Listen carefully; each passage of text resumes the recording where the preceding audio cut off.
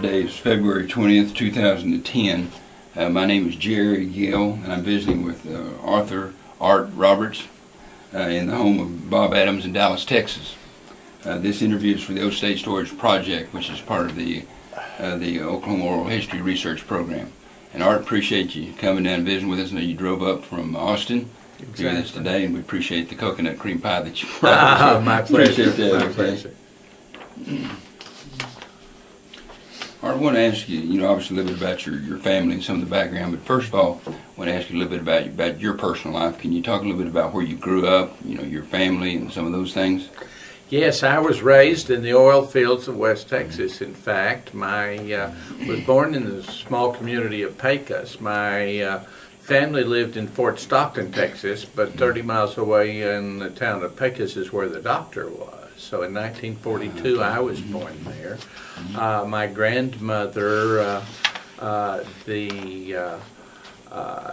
then widow of Arthur Adams, the OSU's first graduate, was my grandmother and lived in Fort Stockton. And my mother and my father, an oil field driller, lived there, and then later he traveled the country and took 2 children. I was raised by Arthur Adams' widow from about age 4 or 5 until I was 9 or 10 years old. And then when my father was drilling in West Texas, back in Odessa, Texas, city of about 100,000 now, I moved back up there. My grandmother, in fact, joined us up there. And so I was attended Odessa High School, Odessa College, and on to the University of Texas, and then training in my profession, the management of chambers of commerce around our state.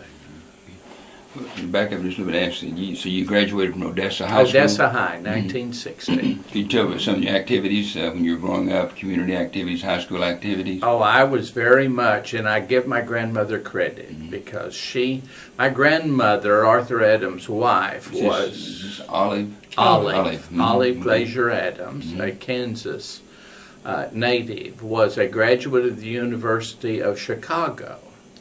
And she majored in what I would have called speech. They called it elocution at the time. And when she returned to her prominent Kansas family, they said it wasn't proper for her ever to teach. So I got to be the one and only victim. She told me on many occasions, "No, young Arthur, we will not have that West Texas vernacular in our vocabulary." I was surrounded by "on the wings of a snow white dove," but I was not allowed to speak in those terms, you see. She had a huge impact on my life, repeating the books of the Bible, Genesis, Exodus, Leviticus, Deuteronomy, Arthur, Deuteronomy.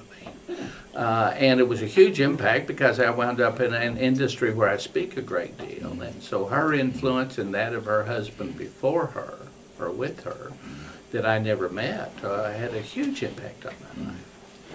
Did Olive, your grandmother, is married to obviously to Arthur Wesley. Arthur Wesley Adams, yes. And of course, the background there that you're, as I should have mentioned earlier, you're a descendant and certainly a namesake from your grandfather of Arthur Wesley Adams, who, along with his brother James Homer, were first graduates, or in the first graduating class. Exactly. Then Oklahoma A&M, now Oklahoma State University. Exactly. Received, of course, the first 2 diplomas because their names was Adams. So, and of course, I had no clue at the time of all of this history. But my grandmother was a deep, deep admirer of her deceased husband, and what she taught me about his loves of music, etc., have had an impact on my entire life.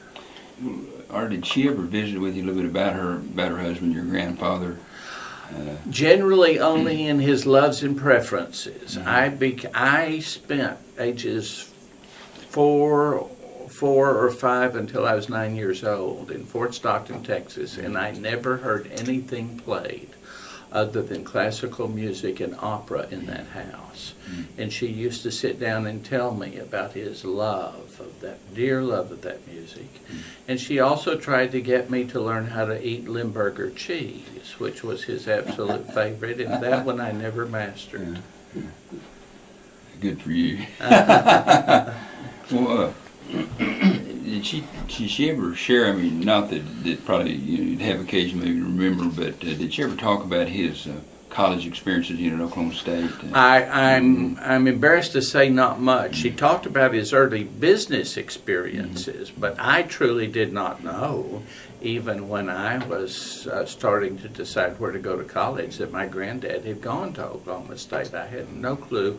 I just was made quite clear to me what a great and an outstanding individual and human being he was, but I did not know about his Oklahoma State relationship. My father certainly never discussed it because he was never quite willing to forgive the state of Oklahoma for my mother. We didn't talk a lot of Oklahoma in our Texas household, but my father adored my grandmother. He was a working oil field man, and anything he added a room in our Odessa home for her. He just thought she was magnificent. And I heard about my granddad on many an occasion through her, but hardly ever otherwise.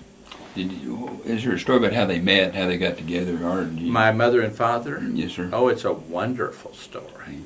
In fact, there are two. First, my granddad and grandmother. My grandfather had made his monies in oil and gas, and with his brother Homer in many instances, and he became a very prosperous banker in Fort Worth, Texas, quite successfully, apparently, and had everything invested in the stock market that crashed in 1929, and his entire life disappeared. The only reason I ever figured that out was hearing my mother and she talk about living in that beautiful mansion in Ridgely in Fort Worth one day and being out in in the roof of the chauffeur's quarters the next, as they had to leave their home and so on, as it was all destroyed. So he went to West Texas to make his money again in oil and gas, and that's why he was there.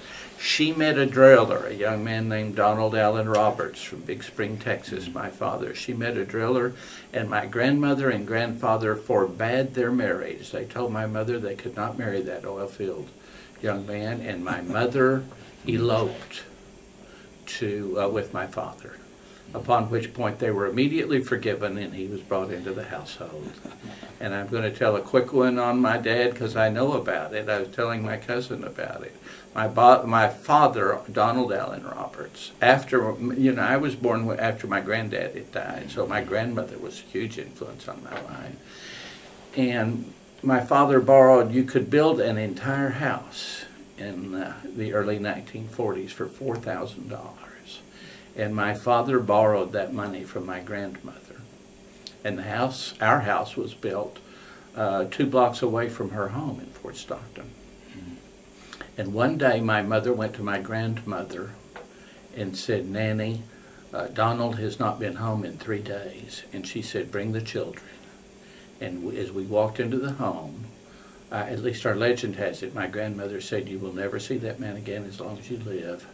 And on that Sunday, there was a knock at the door, and my father was there. And legend has it that my grandmother turned to him and said, "Donald Allen Roberts, you're no longer welcome in this household." He said, "Nanny, I have been playing poker for 6 days. Here is the $4,000 I owe you."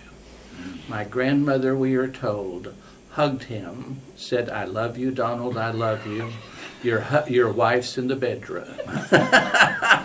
And from that day to the day she died, my father adored that woman. Great story. Great story. Your father again a little bit. Can you tell me a little bit about what you remember about your dad? His personality traits. A rough oil field, hard-working man. He high school graduate only. during World War II, he was one of those classified, I've forgotten what the term is, but vital industry because of the oil field industry. So he did serve in the war. And he traveled the oil fields. The fields were opening up in Odessa, Texas, but prior to that, my sister and brother were in Casper, Wyoming, while I was with my grandmother. Granddad had long since died, of course, before I was born, and I always maintained that my grandmother picked the best one and let the other two go. But my sister never quite understood that argument. But he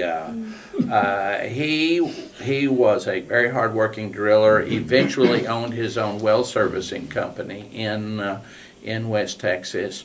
Most importantly, he was a rather rough man. I honestly can't tell you we were all that close. But I can tell you that he, as we in West Texas would have said, put the beans on the table and fed his family and made sure they were well housed all the years that he was with us. So you're in your family, how many brothers and sisters? I have an older sister, had an older sister. She is passed, Donna Goodwin Roberts, and a younger brother, Johnny. We called him Johnny. I tried to call him Johnny. His name was Johnny Bob, which I thought my grandmother and I both thought was outrageous, but we had to endure that. And he has not been with the family in many years. We do not. Last time I saw him was at the death of my mother in 1983, and we don't know where Johnny Bob is at this point. My sister passed about 5 or 6 years ago, so. And I've been a single man, so we've apparently done a very respectable job of killing out our line. Now your mother was Susan? Susan Adelaide Adams, yes. She was raised, of course, in Oklahoma, and when it was still in Indian Territory. It was in Ardmore? In Ardmore, born in Ardmore, Oklahoma.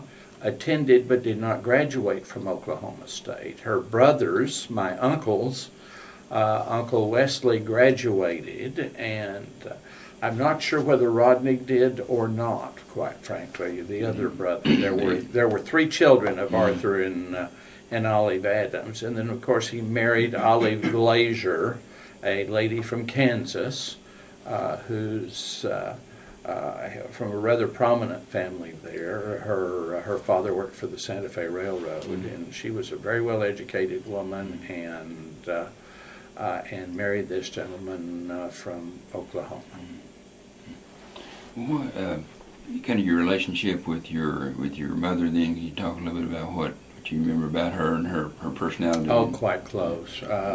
My grandmother and mother were just absolutely the loves and the lessons of my life. As my grandmother had had me in the early years while they were traveling the country, I got spoiled rotten by her because we had a lovely maid that would travel with us. My granddad had remade his fortune. We had a summer cabin up in New Mexico that I got to go to every single summer. The maid and I and my grandmother and people would come visit.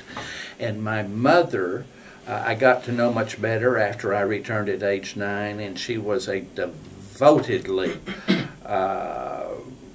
dedicated mother. She sponsored all of my youth groups. She would take the responsibility of being active. In fact, our earliest argument was when I was about 9 years old, and I joined the Cub Scouts, and we went on what was known as a camperoonie, and I immediately wanted to quit. And she was den queen, or whatever you call it, I'm not quite certain. And she said, we remembered it for years, she said, "You cannot quit, I'm the den queen." Or den mother, is that what it's? Thank you. She said, "And I can't be den mother if you're going to quit." And I said, "Get another kid." and walked out the room, and we've laughed about that on many an occasion. I was in a youth organization called DeMolay for all of my high school and college career, and long beyond as a sponsor, and she followed me all the way through. She was a devoted mother, and while my father was looking for this 88-pound kid to be a football player, My mother supported all my speech activities, attended every play I acted in, and just was an absolutely devoted mother in terms of my relationship and how much we cared for each other. Did your mom ever talk about her family? You know, the Adams family, her brothers and sisters, and she did. Yes, she did very much. She didn't talk a great deal about one brother, Rodney, because Rodney, I'm sure for probably legitimate reasons, when my grandmother died, her mother passed away, Arthur Adams' wife. He did not come from Washington State, where he lived, to the funeral, and Mother just never quite forgave Rodney for that. But my Uncle Wes lived 20 miles away in an accountant in Midland, Texas, and he and his wife Agnes and son Arthur, my cousin, we're all Arthurs in our family, saw each other so very, very often. And she was very, very close and admiring of Wes and his accounting abilities, and the fact that he and his wife had been very successful in their finances. Ours, based on the vagaries of the oil industry, had been up and down, and we were sometimes barely making it along. I realize it now. I didn't have a clue at the time. She was very, very devoted.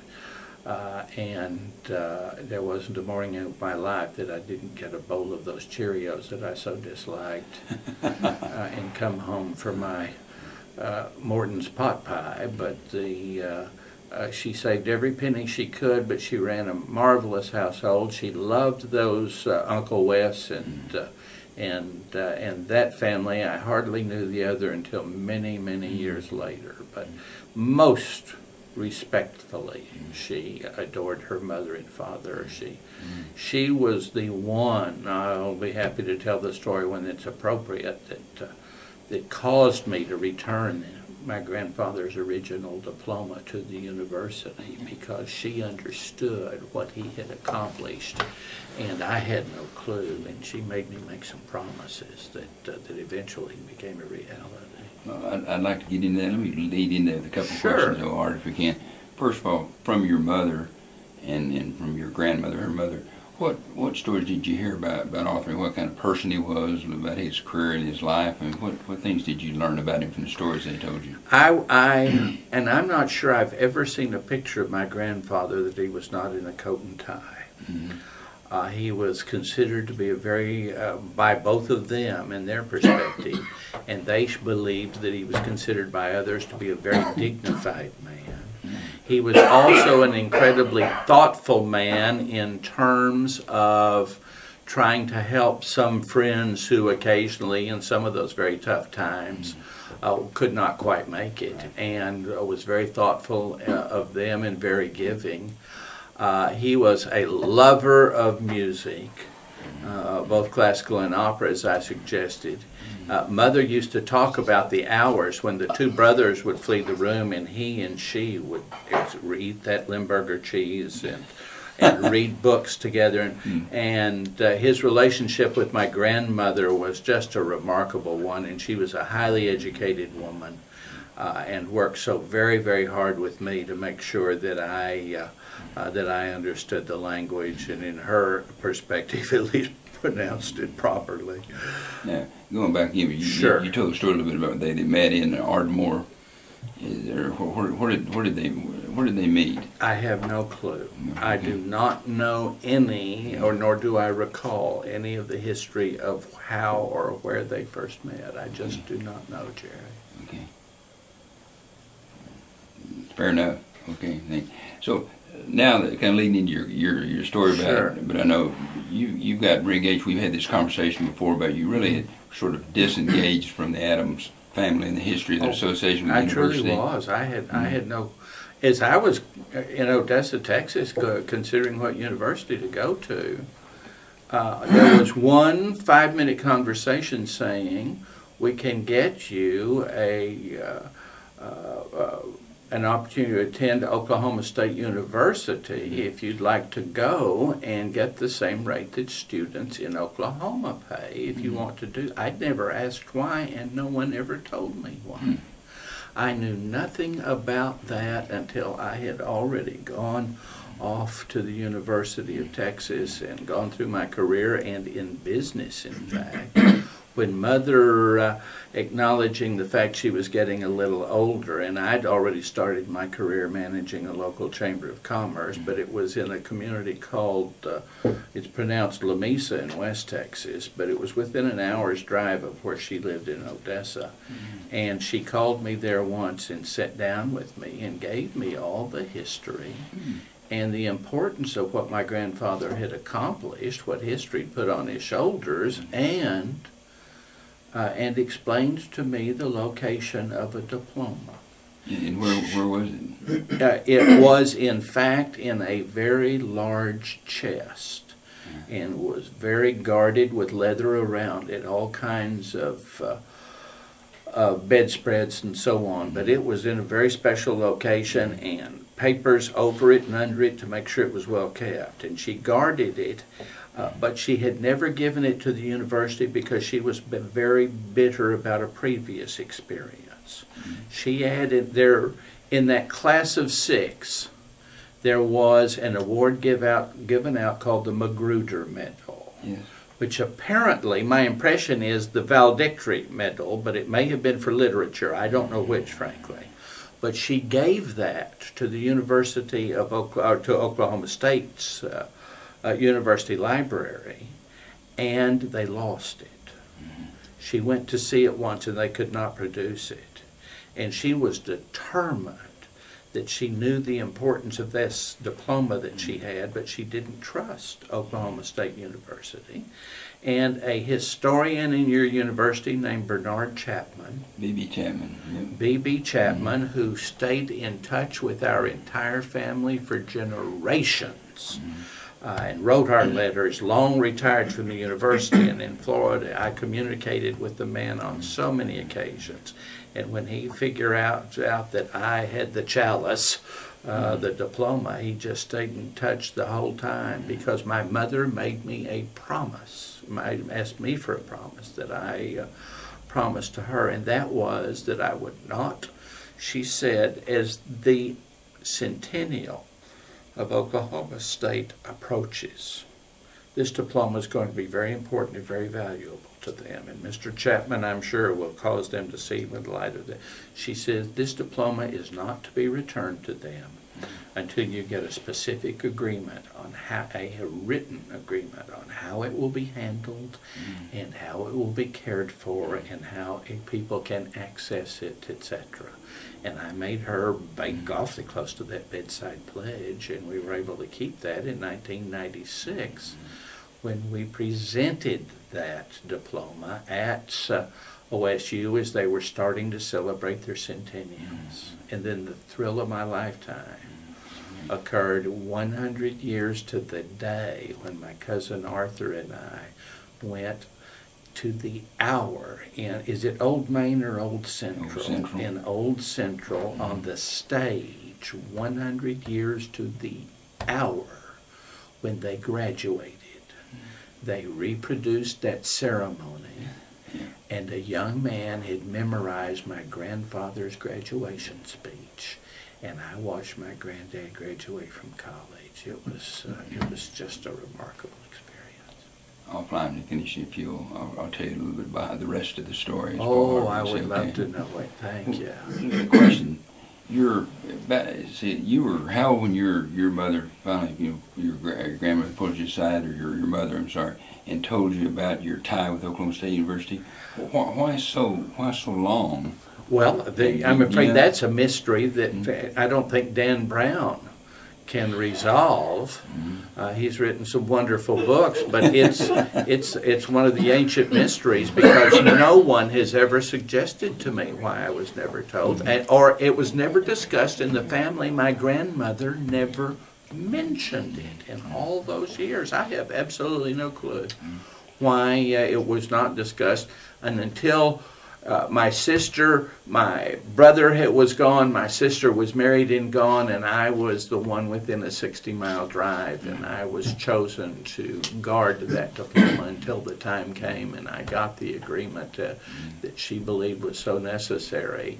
But until approaching that time, and she told me all that, I had not, So you're like it was in never your mentioned, never discussed. 30s or something at this time, Say that again, or I'm how old sorry. were you at the time we had this conversation? I was in, let's see, it was sometime between 1974 and 77, so I'm 42. Yeah, I was in late 20s, early 30s when I was finally told about that.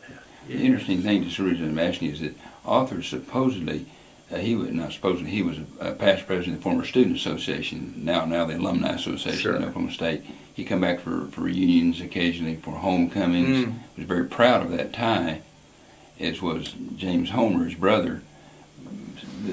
So it's interesting that they would not have had that conversation. Never came I mean, your back. grandmother would have known those stories and would have known that about Unquestionably. Arthur. And yet the time you spent with her. I don't whether it was the influence of my Texas father, who wasn't all that fond of the state and had only gone to high school. I have no real feel of that, but it never was discussed. To my knowledge, my Uncle Wesley and she never discussed it either, particularly. My grandmother, quite amazingly, who took such pride in, Yes. and she told me many stories of him, and not a one of them involved Oklahoma State University. Interesting.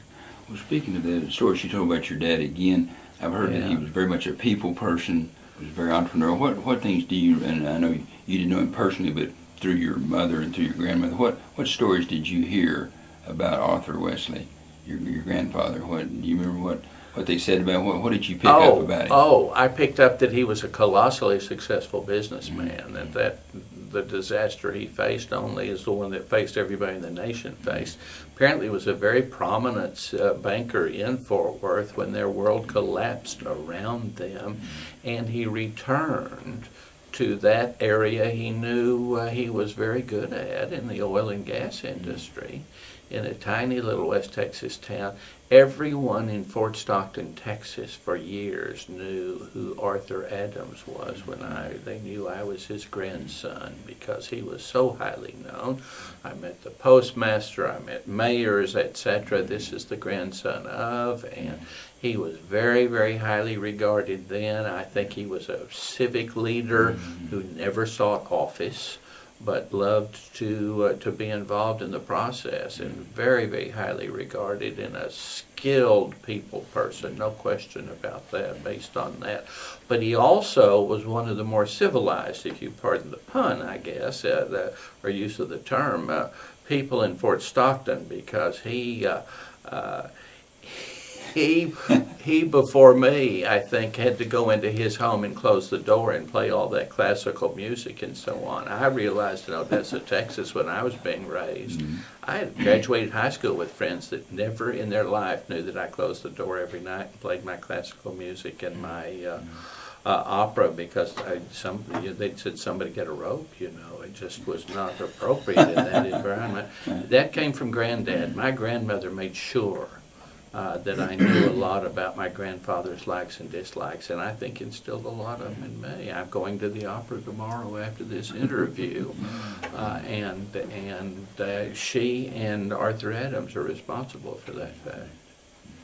So interesting to just ask one more time. You really did not hear any stories about Oklahoma State as related to your grandfather at all then as you were growing up? Absolutely not. I did not even know of Oklahoma State, etc. At all as I was growing up. There was, I know the other Adams families have saluted that flag.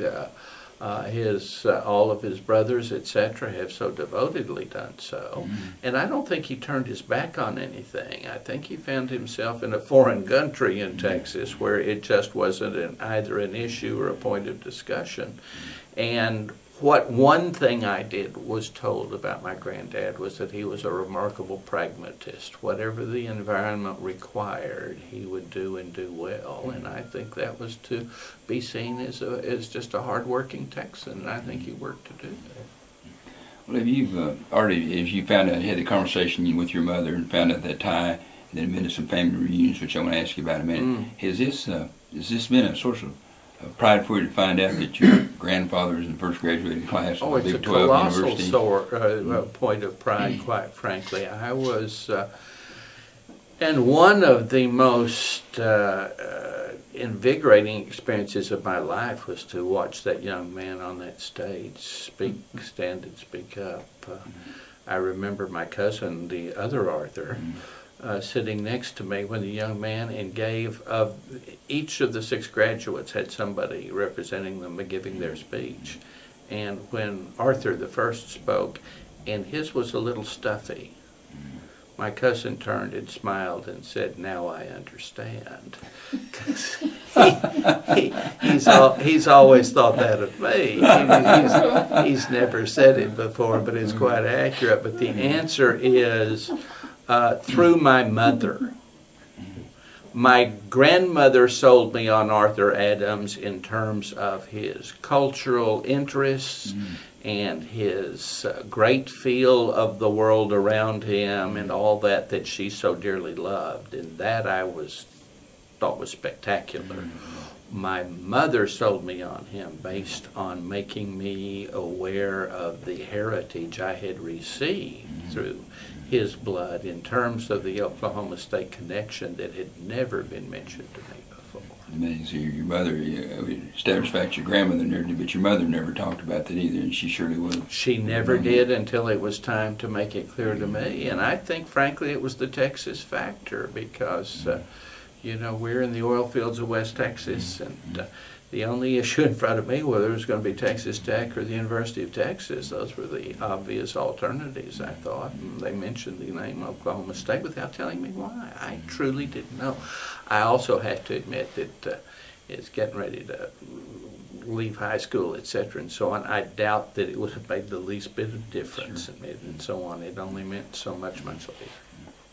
Well, Art, what do you recall about the conversation that you had with your mother? Because she was proud of being a graduate of Oklahoma State, and her father. She was not a graduate. Mother did not graduate at OSU. She attended, did she not? She did attend. Right. Yeah, she attended several years, but she did not graduate. My Uncle Wes most certainly did. And certainly she felt the historical significance of her dad. Absolutely, and she was very proud of him. So, how did she, can you kind of reconstruct that conversation, how you remembered and the feelings about that? Well, I can reconstruct it in 2 fashions. I think it was the most prideful moment of her life that that her father graduated from that institution, that my great-grandfather, William Henry Harrison Adams, had laid out the entire,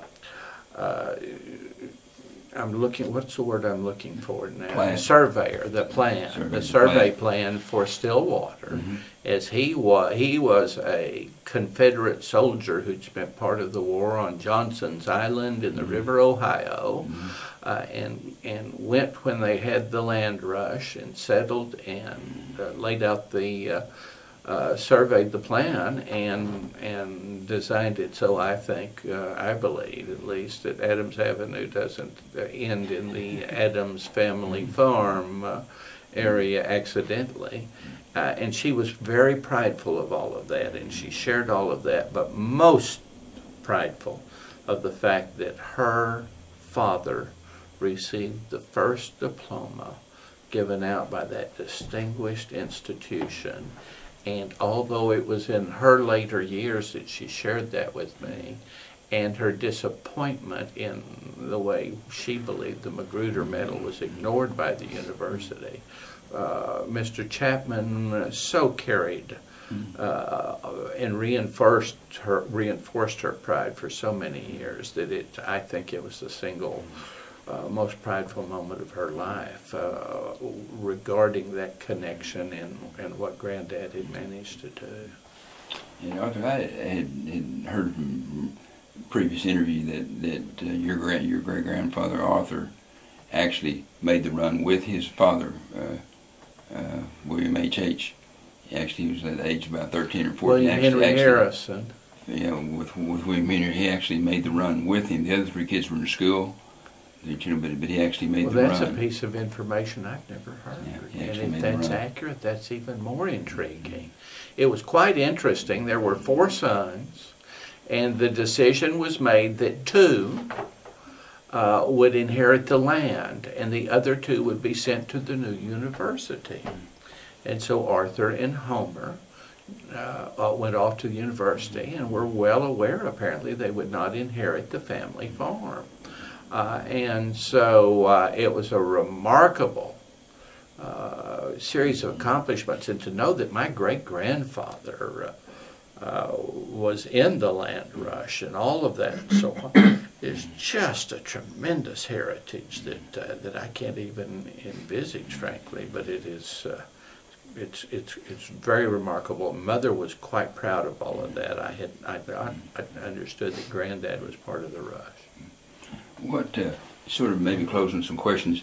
You didn't know a lot of the other than your cousin, your mother's brothers and her family. Sure. But you didn't know about the extended Adams family. I had no clue. Okay. Can you? Other than one distant cousin, Bob, who of course was son of Homer and stayed in touch with our family. The entire rest of the family was a mystery to me. My name was Roberts, theirs was Adams, and Mother had been in touch with few, if any, of them, except my Uncle Wes in Midland, and Bob Adams, who would occasionally carry out his work in our part of the world and visit with us, and I knew there was some distant relationship. But the entire Adams gathering of all of the descendants, of all of the four brothers and so on, did not happen till long after Mother had passed. And I regret that so seriously because she would have adored it. But Bob Adams, son of Homer, is the one who put that together when all of us gathered in Angel Fire, New Mexico, and I met distant cousins, obviously, the sons and daughters of the brothers of my grandfather and so on, who were Presbyterian ministers and instructors at universities up in the Northeast and so on, and it was a remarkable feeling of family that I'd never shared. My father, Donald Roberts, had no brothers and sisters, and so I did not have any kind of extended family out there, and wasn't aware of it until Bob Adams brought that for us, and we have on several occasions got together since. It's a very rewarding experience. What do you remember? Some stories from that first? That was that 91. Was that had that first reunion? Sure. And what do you remember, Art, about some of the stories? I mean, because this is the first time you met. I mean, obviously, most of these people. What memories go through your mind about that reunion? Well, first the location. At Angel Fire, New Mexico, and Bob Adams and Pat's home was just such a beautiful place to be. My heavens, it was great. Secondly, I remembered a lot of people who were a little bit like me, rather reserved and not particularly outgoing and so on. And it was all intriguing. And my sister brought her new husband, a gentleman named Ralph Goodwin, who was fascinated by our family and how brilliant and clever we were, and that we were the unhandiest people he'd ever met in his life. And he told a story about a commode breaking, and all of these educated Adams people from all over, a senior vice president of a state chamber of commerce, Presbyterian minister, professor at a Northeast, and the commode didn't work, and 11 men walked to the telephone. And he went and fixed it. And every time, from that point on, when I picked up a hammer around my brother-in-law, he would hum the old television theme of the Addams Family. And that was my way of knowing I was not supposed to touch anything. Apparently, I don't think any of us inherited any kind of working with hands skill whatsoever, because that seems to be fallow ground in our family. But I met a whole lot of absolutely wonderful people. And then, of course, the deep-seated mystery that I was finally stumbled across was that my cousin Arthur and I were the the two non-members of the Oklahoma State is the Center of the Universe Club. And they have been very patient with us in our difficulty in understanding that fact, but they've been very inclusive all the way, and it's been a very rewarding experience. So the Longhorns are welcomed into the family. Exactly. Well, you kind of give yourself short shrift here a little bit, but I asked you earlier, and I'd like to pick up again. Your career could you share with us a little bit how your career went in association business, I mean the chamber business, and some things you've done over the years? Odessa High 1960, attended Odessa College, attended University of Texas, had a minor fling at law school at the University of Houston quite unsuccessfully, and lied to my parents about going to law school, and I was playing duplicate bridge and working at Josky's department store in Houston for a year or so. I then returned to Odessa. I had minored in communications at UT and was in the business of helping form the first FM radio station in the Permian Basin. That's how long ago it was. And I wrote all the commercials and all the materials. That was just a somewhat innate talent I had. But the gentleman I worked for that owned the station, as I told him I was going off to another station that made me an offer, he said, "No, you need to look at this profession that needs your skill." He was on the board of directors of the Odessa Chamber of Commerce. And he took me over there and introduced me. They had a vacancy, and he changed my life as a result. I found a profession.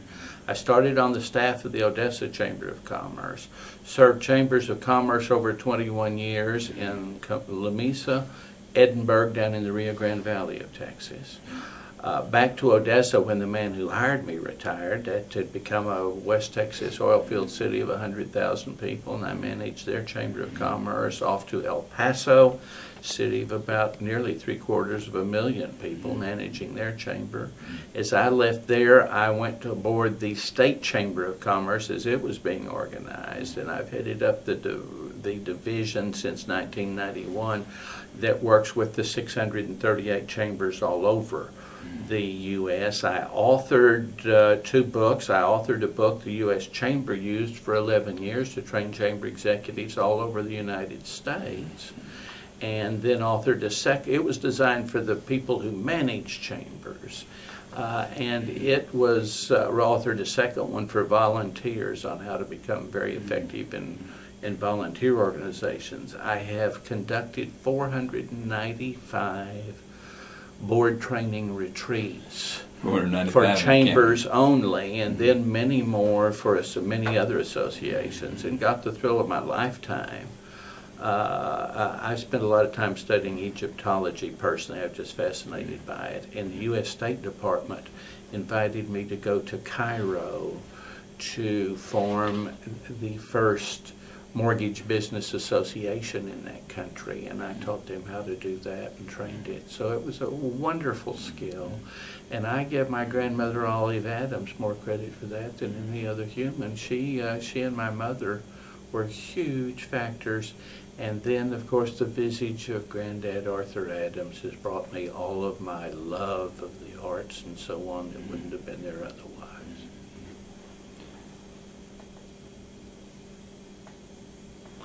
What, as you learned more about the family history and going back pre-OSU and going back to 1600s and to the Adams presidencies and all the Davids, what sense do you get of the Adams family? I mean, what do you think about when you think of all that history and that tradition? Well, frankly, I'm embarrassingly impressed with us.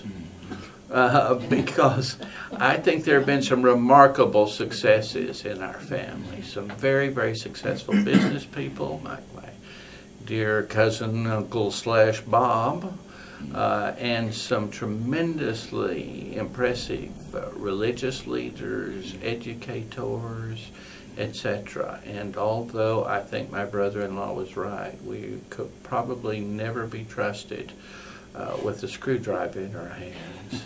I think the Adams family's made a remarkable contribution to the society around it, and certainly to Oklahoma State University. appreciate it. Is there anything that we haven't talked about? I did we certainly miss hope anything? not. Okay. Well, I appreciate your Thank you. perspective on it.